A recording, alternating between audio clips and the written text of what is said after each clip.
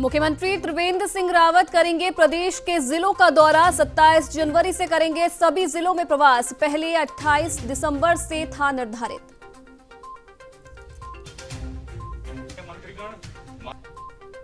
CM Trivendra Singh Rawat ने सैन्य धाम का किया शिलान्यास। शहीदों को लेकर भी किया बड़ा ऐलान। अब शहीदों के परिवारों को दिए जाएंगे 15 लाख रुपए।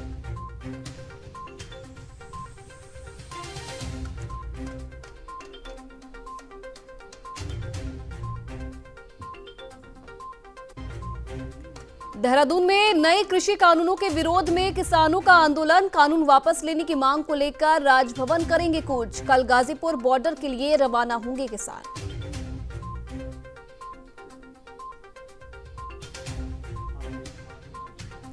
शाही स्नान के दिन वीआईपी मेहमानों की एंट्री रहेगी बैन। सिर्फ साधारण श्रद्धालुओं के तौर पर हो सकते हैं शामिल। महाकुंभ के दौरान रहेगी कड़ी सुरक्षा।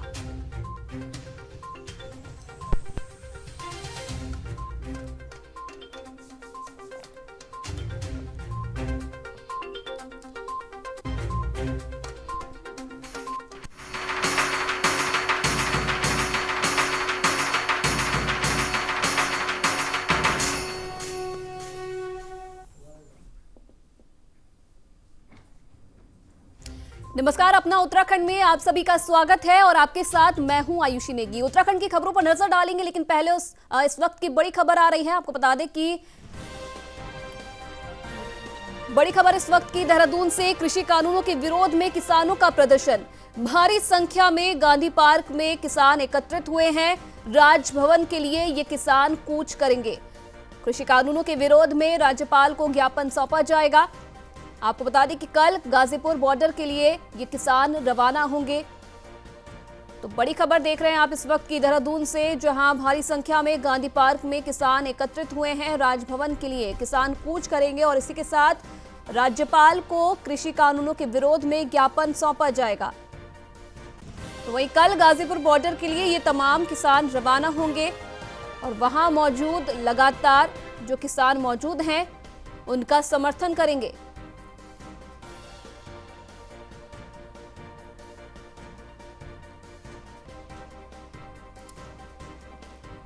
तो आपको बता दें कि लगातार किसान आंदोलन तेजी पकड़ता जा रहा है। कई राज्यों के किसान अपना समर्थन किसान आंदोलन को दे रहे हैं और इसी बाबत देहरादून में भी तमाम किसान प्रदर्शन कर रहे हैं। तो चलिए इसी खबर पर ज्यादा जानकारी के लिए संवाददाता विशाल गर्ग हमारे साथ यहां पर जुड़ रहे हैं। विशाल, भारी संख्या में जो किसान हैं वो गांधी पार्क में मौजूद हैं और राजभवन का कूच करने की यहां पर कोशिश की जा रही है। क्या कुछ और जानकारी है फिलहाल खबर को लेकर? बिल्कुल आयुषी, मैं आपको बता दूं कि आज कृषि कानून को लेकर जो किसान है वो आंदोलन पर हैं और इसी को लेकर के आज भारी संख्या में जो है ये गांधी पार्क पर इकट्ठा हुए हैं। अलग अलग क्षेत्रों से ये इकट्ठा हो रहे हैं। जैसे अगर हम बात करें तो रुड़की, हरिद्वार और डोईवाला और ऋषिकेश के किसान भी इसमें शामिल है। साथ ही अगर देहरादून की बात करें तो देहरादून से भी अलग अलग क्षेत्रों से जो किसान है वो इकट्ठा हो रहे हैं। साथ ही ये राजभवन के लिए कूच कर रहे हैं, जिसमें लगातार जो पुलिस की निगाहें हैं वो इन पर बनी हुई है। लगातार पुलिस कर्मचारियों ने अपनी कमरें कस ली है और इनको किसान ज्यादा उग्र आंदोलन ना करे उसके लिए भी जगह जगह फील्डिंग लगाई गई है। साथ ही आज ये किसान जो है वो राज्यपाल से मिलने की मांग कर रहे हैं और वो चाह रहे हैं कि राज्यपाल को एक ज्ञापन सौंपे ताकि जो अपनी समस्याएं हैं उनको अवगत करा सके। और इसी परिप्रेक्ष्य में आज कई जगह पर रूट डाइवर्ट किया गया है, जहां पर लंबी लंबी कतारों में जाम भी लग खड़ा हुआ है आयुषी। साथ ही आयुषी मैं ये भी बता दूं कि जिस तरह से आज किसान आंदोलन पर हैं तो लगातार जिस तरह से हम देख रहे हैं कि बाहर से भी देहरादून जो आ रहे हैं वो अपने ट्रैक्टर ट्रॉलियों से जो किसान है वो भारी संख्या में पहुंच रहे हैं, जिनको पुलिस द्वारा देहरादून के बाहर ही कुछ किसानों को रोका गया है ताकि ज्यादा उग्र आंदोलन का रूप ये ना ले ले। इसको लेकर के तमाम व्यवस्था यहाँ पर सुचारू कर ली गई है और कल जो किसान है वो गाजीपुर बॉर्डर के लिए भी रवाना होने वाले हैं। ये भी बड़ी खबर निकल करके सामने आ रही है। जी आयुष जी, इसी के साथ राज्यपाल को ज्ञापन सौंपने का भी कार्यक्रम आज इन तमाम किसानों का है। तो क्या कुछ फिलहाल इसके लिए व्यवस्था की गई है विशाल? अब बिल्कुल लगातार जो किसान है वो यही मांग कर रहे हैं कि हमें राज्यपाल से मिलना है और हमें उन्हीं को ज्ञापन सौंपना है ताकि जो यहाँ के किसान है वो अपना रोष दिखा सके। लेकिन आयुषी मैं आपको बता दूं कि आज राज्यपाल जो है वो यहाँ पर नहीं है और वो आज उत्तराखंड से बाहर हैं और इसी को लेकर के आज राज्यपाल से मिलना किसानों के लिए संभव नहीं हो पाएगा। जी आयुष। चलिए, बहुत बहुत धन्यवाद विशाल गर्ग तमाम जानकारी देने के लिए। तो तस्वीरों में आप देख सकते हैं कि बड़ी संख्या में जो किसान हैं वो प्रदर्शन कर रहे हैं, किसान आंदोलन को अपना समर्थन दे रहे हैं और इसी के साथ राजभवन की ओर कूच करने की कोशिश लगातार किसानों की तरफ से की जा रही है और राज्यपाल को ज्ञापन सौंपने का इनका पूरा कार्यक्रम है। लेकिन जिस तरीके से संवाददाता विशाल ने बताया कि राज्यपाल फिलहाल प्रदेश के बाहर हैं और इसी को लेकर पुलिस की तरफ से भी व्यवस्था वहां पर की गई है।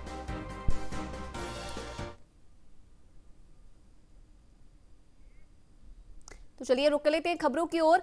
मुख्यमंत्री त्रिवेंद्र सिंह रावत 27 जनवरी से जिलों में प्रवास करेंगे। आपको बता दें कि हालांकि ये उनका कार्यक्रम 28 दिसंबर से प्रस्तावित था, लेकिन कोरोना चपेट में आने के कारण इसमें विलंब हुआ है।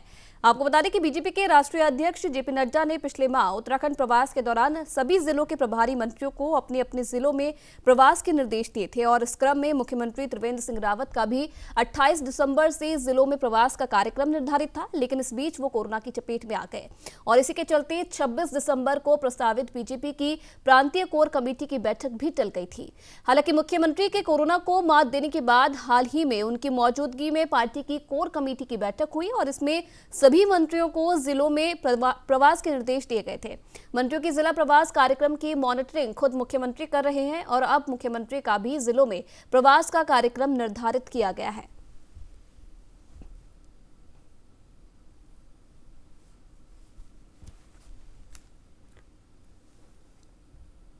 तो चलिए, दूसरी तरफ विधानसभा अध्यक्ष प्रेमचंद अग्रवाल शनिवार से 3 दिन तक गढ़वाल भ्रमण पर रहेंगे, जहां वो रुद्रप्रयाग के प्रसिद्ध कालीमठ, त्रिचुकीनारायण और ओमकारेश्वर मंदिर में दर्शन के बाद पूजा अर्चना करेंगे। इसी के साथ करीब 3:30 बजे अगस्त मुनि में थोड़ी देर विश्राम गृह में रुककर शाम 5:30 बजे कालीमठ पहुंचने का उनका कार्यक्रम है। वहीं रात्रि विश्राम के लिए विधानसभा अध्यक्ष स्थायी अतिथि गृह में रुकेंगे। फिर अगले दिन यानी कि 25 जनवरी की सुबह रविवार को वो 8 बजे गुप्तकाशी से त्रिचुकीनारायण के लिए रवाना होंगे। वहां पर अग्रवाल पूजा अर्चना करेंगे और इसके बाद प्रेमचंद ओमकारेश्वर मंदिर में दर्शन कर गोपेश्वर के लिए रवाना होंगे, जिसके बाद 26 जनवरी को गैरसैंण के भराड़ीसैंण पहुंचने का उनका कार्यक्रम है, जहां वो गणतंत्र दिवस समारोह में शामिल होंगे।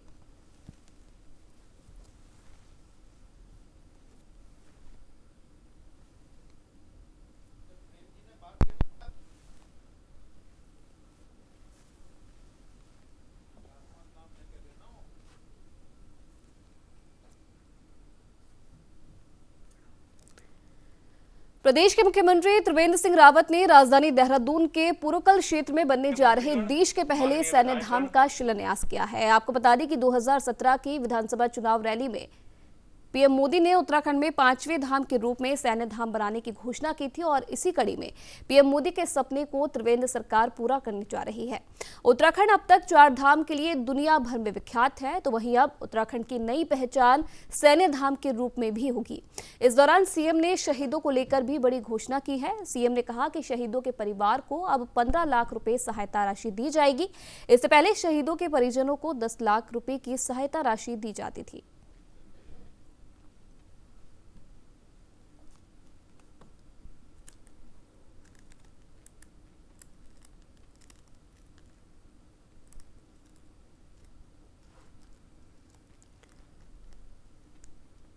तो आपको बता दें कि सीएम रावत ने सैन्य धाम का शिलान्यास किया है। प्रदेश के 5वें धाम के रूप में सैन्य धाम विकसित होगा और इसी के साथ अब जो राशि शहीद परिवारों को मिलती थी उसमें भी बढ़ोतरी सरकार की तरफ से की गई है। जो राशि पहले 10 लाख रुपए दी जाती थी, अब उसकी घोषणा करके 15 लाख रुपए सैन्य परिवारों को दी जाएगी। तो चलिए, ऐसी खबर पर ज्यादा जानकारी के लिए संवाददाता प्रियंका जोगुड़ी हमारे साथ यहां पर जुड़ रही है। प्रियंका, जिस तरीके से सैन्य धाम का सीएम त्रिवेंद्र सिंह रावत ने शिलान्यास किया है, कहीं ना कहीं एक उपलब्धि है उत्तराखंड के लिए भी, क्योंकि पहला सैन्य धाम ये बनने जा रहा है। क्या कुछ और जानकारी है? जी बिल्कुल आयुषी, आज नेताजी सुभाष चंद्र बोस के जन्म दिवस को पराक्रम दिवस के तौर पर प्रदेश सरकार मना रही है, जिसको लेकर आज उन्होंने सैन्य धाम का शिलान्यास किया है। और ये देश का पहला सैन्य धाम है जो उत्तराखंड सरकार ने इसकी यहाँ पर नींव रखी है, और ये राजधानी देहरादून के पुरकुल गांव में बनाया जा रहा है। और बता दें कि जब 2017 में पीएम नरेंद्र मोदी आए थे चुनावी रैली करने, तो उस दौरान पीएम मोदी ने खुद सैन्य धाम की यहाँ पर घोषणा की थी। जैसे कि 4 धाम बद्री केदार और गंगोत्री यमुनोत्री तो है ही, इसके अलावा सैन्य धाम की घोषणा खुद पीएम नरेंद्र मोदी ने यहाँ की थी। और आज जो उसकी नींव प्रदेश के मुख्यमंत्री द्वारा रखी गई है, और इसके साथ ही उन्होंने एक बड़ी घोषणा यहाँ पर करी है कि जो शहीद के परिजन है उनको पहले तो 10 लाख दी जाती थी, और अब जो ये राशि है 15 लाख रुपए की सैनिक जो शहीद सैनिक है उनके परिवारों को यहाँ पर दी जाएगी। जी, कहीं ना कहीं प्रियंका, लगातार जो परेशानी होती थी राशि के लिए, वो कहीं ना कहीं अब सरकार की तरफ से दूर की गई है। अब जो शहीद परिवार है उनका क्या कुछ कहना है, क्योंकि एक बड़ी सौगात यहाँ पर सरकार की तरफ से उन्हें दी गई है, जिस तरीके से जो राशि है उसमें बढ़ोतरी की गई है, तो उनकी क्या कुछ फिलहाल इस पूरे मामले पर प्रतिक्रिया आई है? जी बिल्कुल, सैनिक जो शहीदों के परिजनों हैं उनको ये जो त्रिवेंद्र सरकार द्वारा धनराशि बढ़ाकर दी गई, इन्होंने इस फैसले का स्वागत किया है। उनको कहीं ना कहीं एक आर्थिकी जो मदद मिलनी चाहिए थी वो सीएम त्रिवेंद्र द्वारा पूरी की गई है। और इसके अलावा जो बड़ी बात यहाँ पर मुख्यमंत्री त्रिवेंद्र सिंह रावत ने ये कही है कि जो सैन्य धाम बनाया जाएगा वो जो शहीद जो सैनिक हुए हैं पूरे प्रदेश में उनके घरों के आंगन की मिट्टी लाकर सैन्य धाम का निर्माण यहाँ पर कराया जाएगा। प्रियंका, क्या कुछ और जानकारी फिलहाल मिल रही है? शिलान्यास तो चलिए इसका कर दिया गया है, लेकिन निर्माण कार्य कब से शुरू किया जाएगा? जी अभी तो आज जैसे कि इसकी नींव रखी गई है, अब धीरे धीरे अनुमान लगाया जा रहा है कि 2022 तक ये बनकर पूरी तरीके से तैयार हो सकता है। लेकिन अभी जो है आधिकारिक तौर पर इसकी पुष्टि नहीं की गई कि कब तक ये बनकर तैयार होगा। लेकिन आज से जिस तरीके से सीएम त्रिवेंद्र सिंह रावत द्वारा यहाँ पर नींव रखी गई है सैन्य धाम की, तो आप मान के चलिए कि अब ये जल्द ही इसका निर्माण कार्य शुरू होगा। चलिए, बहुत बहुत धन्यवाद प्रियंका जगोड़ी तमाम जानकारी देने के लिए। तो देखिए, सीएम रावत ने सैन्य धाम का शिलान्यास किया है, जो उत्तराखंड 4 धाम के लिए जाना जाता था, अब अपने 5वें धाम यानी कि सैन्य धाम के लिए दुनिया भर में जाना जाएगा।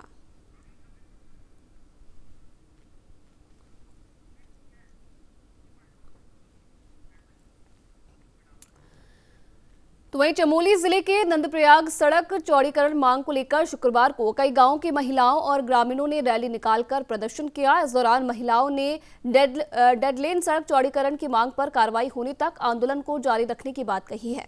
उन्होंने कहा कि यदि सरकार की ओर से शीघ्र मांगों पर कार्रवाई नहीं की जाती है तो वे बच्चों के साथ धरना स्थल पर आंदोलन शुरू कर देंगी।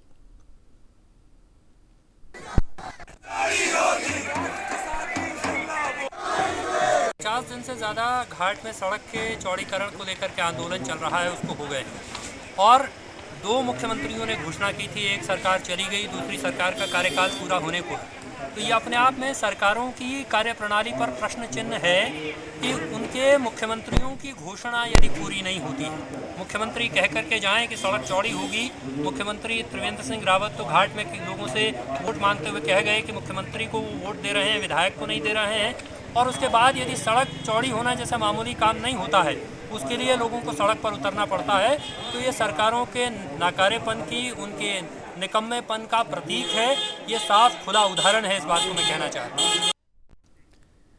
उधम सिंह नगर सीमांत खटीबा में स्कूली बच्चों के बीच जिले के सीनियर सिविल जज और विधिक शिविर के सचिव ने नशा मुक्ति संकल्प को लेकर एक कार्यक्रम का आयोजन किया, जिसमें क्षेत्र के गणमान्य लोगों ने शिरकत कर बच्चों को विधिक शिविर के संकल्पों के बारे में जागरूक किया। वहीं आयोजित विधिक शिविर में संकल्प नशा मुक्ति, देवभूमि, स्थायी लोक अदालत की भूमिका जैसी जानकारी को महत्वपूर्ण तरीके से बताया गया। वहीं जिला सिविल जज अविनाश श्रीवास्तव ने नशे की ओर बढ़ रहे युवाओं को लेकर, नशा मुक्ति को लेकर स्कूली बच्चों से संवाद कर जागरूक कार्यक्रम किया। आयोजित कार्यक्रम में शिरकत करने आए स्कूली बच्चों ने भी इस जागरूक कार्यक्रम की सराहना की है।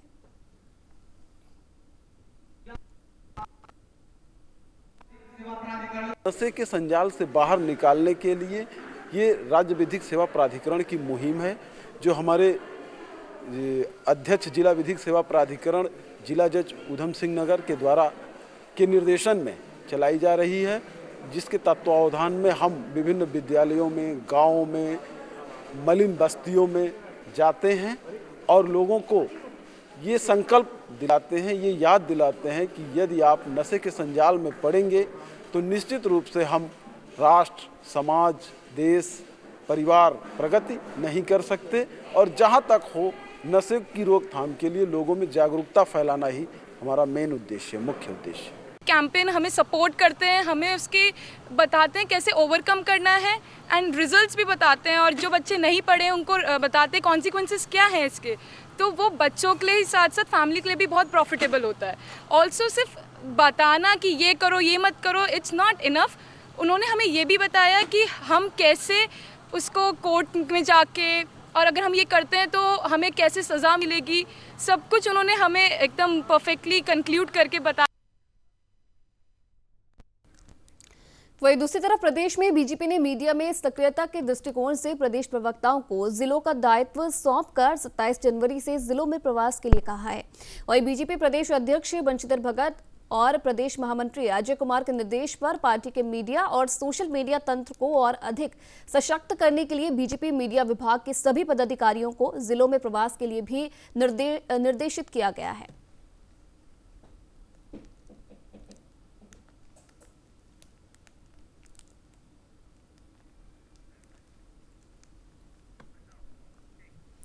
वहीं लक्सर क्षेत्र में किसानों का गुस्सा कृषि कानून को लेकर थमने का नाम नहीं ले रहा। इस दौरान जगह जगह धरना प्रदर्शन किए जा रहे हैं। वहीं लक्सर में भी शनिवार को किसानों ने राजभवन का घेराव करने के लिए सैकड़ों की संख्या में इकट्ठा होकर देहरादून के लिए कूच किया है। वहीं किसानों का कहना है कि किसान मोर्चा के राष्ट्रीय अध्यक्ष के निर्देशन में लक्सर से सैकड़ों किसान इकट्ठा होकर देहरादून में राज्यपाल के घेराव के लिए कूच करेंगे। किसानों की मांग है कि सरकार द्वारा जो कृषि कानून पारित किए गए हैं उन्हें तत्काल वापस लिया जाए।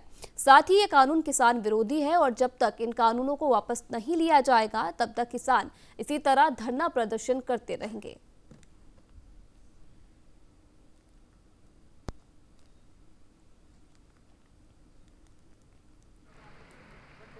चौधरी गुलशन रोड जी, उनका निर्देश आया कि आज 23 तारीख में राजभवन देहरादून के लिए सभी कूच करेंगे कार्यकर्ता, और इसमें भारतीय किसान यूनियन और अन्य और संगठनों का भी उत्तराखंड किसान मोर्चा को साथ मिला। सभी इकट्ठा होकर राज्यपाल को घेरने के लिए राजभवन देहरादून आज सब पहुँच रहे हैं कार्यकर्ता। तो जैसा अध्यक्ष जी का निर्देश हुआ, लक्सर से भी सैकड़ों की संख्या में और 20-30 गाड़ियों को साथ में लेकर यहाँ से कूच करने की तैयारी। वहीं दूसरी तरफ खटीमा वन निगम के लकड़ी डिपो में करोड़ों रुपए की लकड़ी की नीलामी की गई। इस दौरान नीलामी में आए ठेकेदारों और वन विभाग के अधिकारियों के बीच नीलामी प्रक्रिया को लेकर तीखी बहस भी हुई। वन विभाग के पर्यवेक्षक के मुताबिक खटीमा वन क्षेत्र के 3 डिपो की लकड़ी की नीलामी की गई है, जिसमें सागौन और लिप्टिस के 995 लॉट की नीलामी से वन विभाग को 3 करोड़ से अधिक का राजस्व मिला है। 3 डिपो में भंडारित प्रकाश का नीलाम है और इसमें यूकेलिप्टस और सागौन मुख्य प्रजातियां नीलाम पर रखी गई हैं। करीब करीब 955 के आसपास लॉटें नीलाम पर आज रखी गई हैं और उम्मीद ये है कि करीब 3.5 से 4 करोड़ के बीच में आज का नीलाम होगा। ओपन टेबल नीलाम है, ओपन ऑक्शन नीलाम है, सभी लोग बैठे हुए हैं नीलाम पर। यदि ओपन बोली है, यदि प्रकाश कोई खरीदना चाहता तो खुली बोली ले सकता है, उसमें पार्टिसिपेट कर सकता है। महाकुंभ में शाही स्नान के दिन वीआईपी मेहमानों के आने पर रोक रहेगी। हालांकि वीआईपी आना चाहते हैं तो वे साधारण श्रद्धालुओं के तौर पर इसमें शामिल हो सकते हैं। ऐसा महाकुंभ में आने वाले श्रद्धालुओं की सुरक्षा के लिए किया जा रहा है। आपको बता दें कि इस बार महाकुंभ पर सुरक्षा व्यवस्था पहले से अधिक कड़ी रहेगी। वहीं श्रद्धालुओं की सुरक्षा के लिए जमीन से लेकर आकाश में ड्रोन कैमरों से भी नजर रखी जाएगी और साथ ही साथ श्रद्धालुओं को कोई परेशानी न हो, इसके लिए वीआईपी मूवमेंट पर शाही स्नान के दिन रोक लगाई जाएगी। डीजीपी ने बताया कि इस संबंध में शाही स्नान से पहले ही कुंभ मेला प्रशासन को निर्देशित किया जाएगा। साथ ही उन्होंने बताया कि वीआईपी कुंभ में अगर आना चाहते हैं तो वे एक साधारण श्रद्धालुओं की भांति ही आ सकते हैं। ये जो शाही स्नान होंगे उन दिनों वीवीआईपी को बिल्कुल भी जो है मेला क्षेत्र में हम लोग वो नहीं आने देंगे। अगर वो आते हैं तो उन्हें सामान्य आदमी की तरह आना होगा, कोई वीवीआईपी ट्रीटमेंट नहीं दिया जाएगा।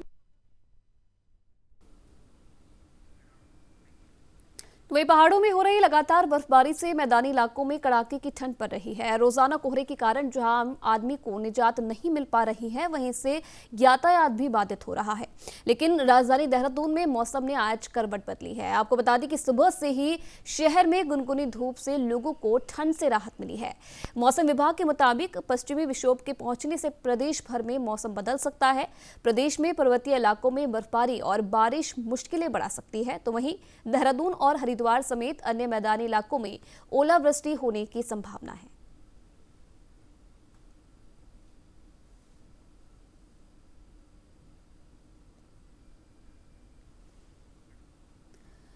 वहीं पौड़ी शहर की हर आपराधिक गतिविधि पर नजर रखने के लिए शहर के संवेदनशील क्षेत्रों और बाजारों में लगे सीसीटीवी कैमरे लंबे समय से खराब पड़े हुए हैं, जिससे पुलिस की परेशानी अब बढ़ती जा रही है। वहीं प्रशासन ने अब तक सीसीटीवी कैमरों को ठीक करने की जहमत तक नहीं उठाई है। दरअसल पूर्व सरकार के कार्यकाल में पौड़ी के पूर्व विधायक सुंदरलाल मंदरवाल ने 11 सीसीटीवी कैमरे लगाए थे, लेकिन कुछ ही दिनों में एक के बाद एक सीसीटीवी कैमरे खराब होते चले गए, जिससे शहर में अब चोरी की वारदातें बढ़ती जा रही हैं और पुलिस को इसका खामियाजा भुगतना पड़ रहा है। वहीं एसएसपी का कहना है कि जल्द ही शहर में लगाए गए सीसीटीवी कैमरों को बदलने की योजना है। साथ ही साथ एसएसपी ने लोगों से भी अपील की है कि अपने घरों में सीसीटीवी कैमरे जरूर लगा लें, जिससे अपराधियों पर नजर बनाई जा सके।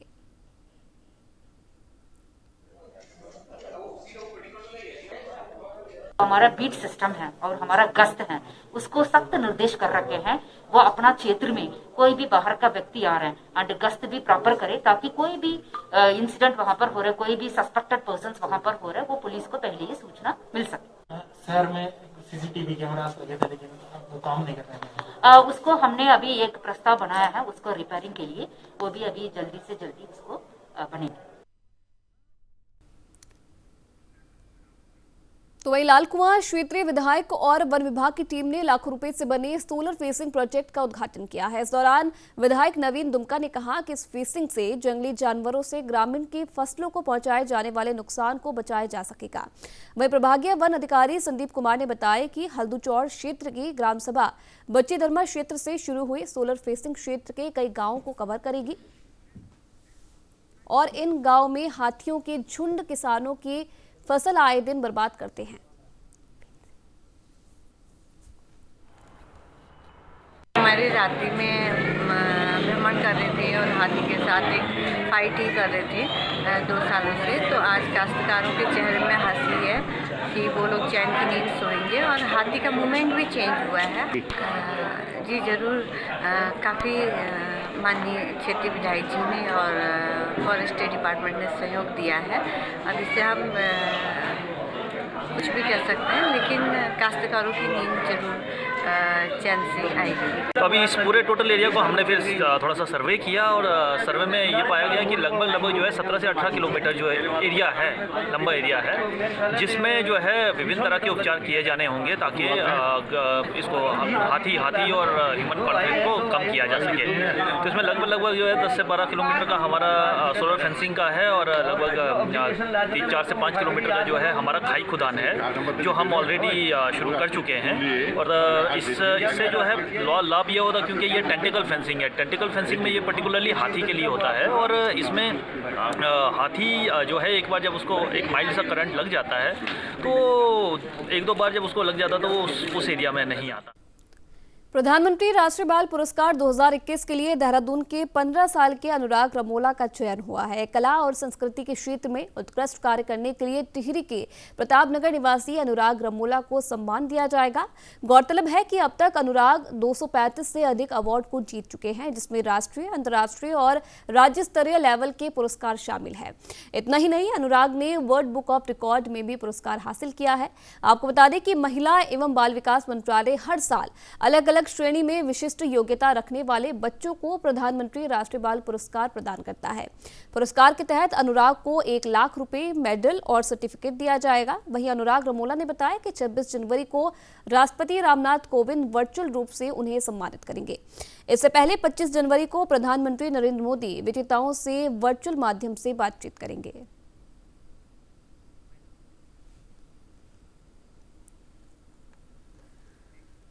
तो चलिए, अपना उत्तराखंड में फिलहाल इतना ही। देश विदेश की तमाम खबरों के लिए आप देखते रहिए न्यूज़ इंडिया।